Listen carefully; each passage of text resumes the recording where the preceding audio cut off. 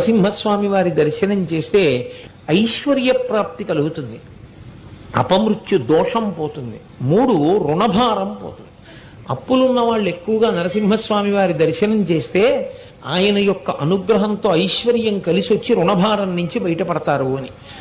అంత గొప్ప స్వరూపం ఆ నరసింహ స్వరూపం.